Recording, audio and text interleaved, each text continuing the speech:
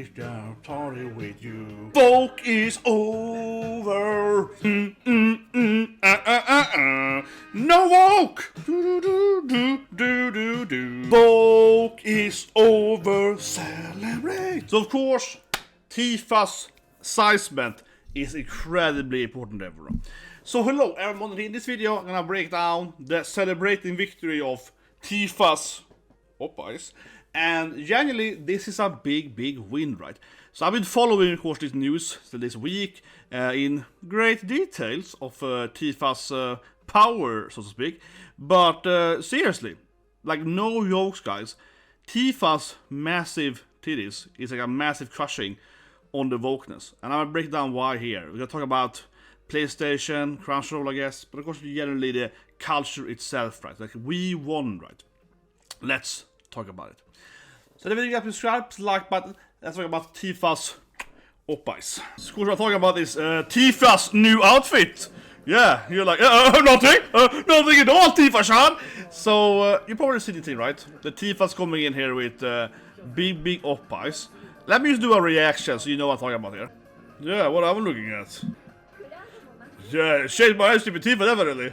I see why this has become popular, but seriously though, this is amazing, great news, right? Because Tifa, of course, got nerfed in the last game, but in this game I feel they kind of saved Tifa. Yeah, now Tifa is back in her right sizes, right? And it's truly important for a cultural win. So this is the scene then, of course, where Tifa and Aerith are showing off their swimsuits, right? At Costa the Sol, which is a city that you come later in the game. It's about like maybe 10 or so hours in the original game, I guess, to get there. But anyway, this scene has, massively been gone viral, right? Because Tifa is probably arguably video game's most popular character, right? I would say, just straight up, right? Female character, more or less. It's like Princess Peach, Zelda, maybe. Yeah, but I think Tifa is very popular, and for that matter, I do have a Tifa poster, of course I have, over in that room over there. But I can't show it on YouTube and so on. So it's very powerful. Yeah, it's I have a very powerful Tifa X Lightning poster over there next to my Yorichi poster. Anyway, I digress. Tifa is a very popular character, so the virality itself makes sense, right? Now, why is it important? Well, it's important because, as I mentioned earlier, Tifa got nerfed, right? They fixed her nerfing in the previous game, and it made her bigger, so to speak, right? And she probably is smaller than her original shape, honestly, but it's very important because this kind of finally shows you that Square Enix understands what the player wants, right? This is genuinely very important. So, in the previous games, and especially games like Forespoken, right? Square Enix has been trying to reach the Western market, right? Now, of course, the Western market actually just wants Final Fantasy VII with Tifa with big titties. That's basically what they want, yeah. We don't want, freaking small, no, like, we just want...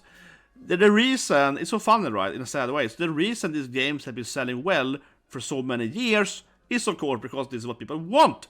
People don't want Forspoken, we don't want all the games, we want Tifa with big Popeyes, right? And so on. But this finally then shows you that Square Enix, I feel they finally get it, right? They're like, you know what, yeah, like maybe we shouldn't do this thing. Maybe we shouldn't try to like appease the West or something, right? And this, of course, comes back to the woke, right? We've seen it many times before. I said it in my video about Eve last week, how the big reason it never works out for the woke and the left or whatnot is because they don't buy anything, right? They don't buy anything. Like, even if they... Let's say they were correct, okay? Let's say that all of these people on these, like, special forums and Twitter and so on, let's say they were correct. That they were actually accurate about, oh, if you made this thing, people would, our people would buy the game. If they actually was correct, they still only represent, like, a very tiny minority of the actual people. That's why woke never works, because even if they were accurate, they only have a few percent people actually agreeing with them, right?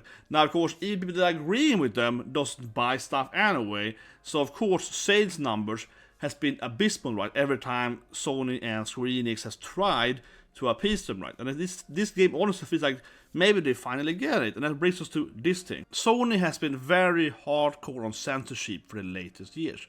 And Devil May Cry 5 is probably the best example where they censored the game heavily on PlayStation then. However, the game wasn't censored on Xbox, so it was clearly only Sony's. It wasn't even used like the West East, no, it was only on like West Sony. Anime is probably the best sample though, where Sony's been very hard on censorship. And that's why people are very worried now when they bought Crunchyroll, right? And basically own most of anime distributions out in Japan, where they've been censoring a lot. And there are many examples of Crunchyroll censoring animes. This is a one-time thing. You can find many examples. Now the good news, right, is that Jim Ryan basically got fired. Now of course they stepped down, but basically the CEO of Sony in the West just recently stepped down, right? And think about it, Sony has been failing almost everything they've done in the West, where the East stuff brings them up, right? Same thing with Square Enix. And suddenly, like, here comes Sony exclusive FF7 Rebirth, and Tifa's oppies are back in normal size again. It does feel like a, going back to basic, right? This doesn't feel like a simple coincidence, right? It really doesn't, because Jim Ryan has been disliked by gamers since the beginning, basically. If I break it down very simply, he's like a PR guy, right? That has never ever shown that he actually likes video games. And then he got up, started at PR. Eventually he got up, becoming Sony CEO then of West, right? Of course, and censorship Sony. And I think that makes a lot of sense, right? Because he's a PR guy. He's a guy that will immediately, like a better terms here, fall for the Vogue, right? He's the guy that will talk to this consultant and be like, oh, no, this game can't tell. Oh, yeah. He's the guy that will fall for like whatever the modern left or whatnot wants, right, in California, and try to implement that into the game side, because that will sell so much more copies. Now, of course, that has just lost them over and over again. It's lost some sales so many times, right? And him getting fired then is, I would say, is like very clear evidence that Sony is like, you know what, this doesn't work. This is pointless, right? Like, my god, these minigames are so incredibly hard in the game. It's gonna be complicated, man. Yeah, I'm not looking forward to having to play Tifa's squad game, seriously. If you ever played the first game, the hardest part of the 7 Remake Part 1, right, was the pull up to Tifa. That was so hard. And I was like, oh my god, no, this is gonna be incredibly complicated. No, I'm not kidding. The pull up part is the hardest part of the game, Jesus Christ. I digress though from the point post, from the actual gameplay mechanics here. My point, of course, is that, yeah, this is people want, right, You want to play Tifa, Aerith, and so on, in the natural outfits. And I really am happy seeing this thing. Obviously, it's going viral, as I mentioned in the beginning, because Tifa is very popular. Probably the Argus is, like, again, the most popular video game female we can. Probably, right there. Leave a comment below what do you guys think, but I just think that it's massive, It's really massive. Ropas that is. But the jokes right himself, yeah, no, but it's...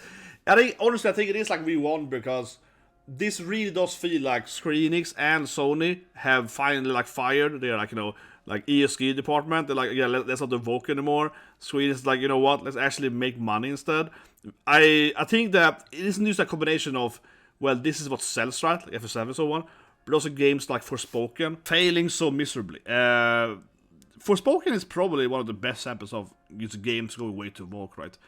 In lack of better term, I suppose, because I don't think, honestly, if there's one thing that it admits with Forspoken, and I know it's like a tangent here, but I want to say it though, is that Forspoken isn't just bad because it's Volk. Obviously, it is Volk, and that basically doesn't make it better, but it is a very classic issue. I see this Castlevania as well, Nocturne and so on, where I feel like any kind of critique, right, the game has, oh, it's bad game mechanics or bad storyline or whatever, every time you mention that, oh, you don't like it because it's black. Exact same with Castlevania Nocturne, right? Oh, you say that because it's black now, you know what I mean? Like, it's just like, that's probably one of the most frustrating with this game, right? That the game is really terrible. And every time you try to mention that, the people on a certain number, certain play people will attack you, but no, the game is just terrible. And I thought about this for a long time now, but I feel like a huge thing, right? A big reason people dislike the Vogue, so to speak, is because I feel like so many people that can't make games or they can't write or whatnot, they will straight up, just infuse whatever political ending they have, right?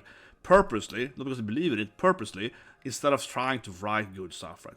That's probably the bottom line why no one likes Forspoken, but everyone loves Tifa, right? Because the thing is that I genuinely feel like I have never seen like a good Vogue game, arguably, right? Not because Vogue is bad, and I really mean it, because things that Tifa is also a well-written character, right? When you can't hide behind the whatever agenda you have, right? When you can't try to hide behind that, they should have to make a better writing for the character, or a better gameplay and so on. And I'm really struggling here, seriously, coming up with like, give me a good Vogue game, so it actually has a good gameplay, especially good written characters, because I do think that, honestly, I want to point it out now, is a big issue with Volcry. Like, you always just take it, it's like the worst kind of game, or the worst kind of anime, and you force it in there to just be like, oh yeah, but now it's good, right? Like, no, it isn't. Like, it's the biggest lazy excuse, right, for not having to write. So hope that the video, guys. I'm just gonna very briefly iterate what is a good win, right? Because seriously, this is a win we should celebrate. I think it is a huge win for us.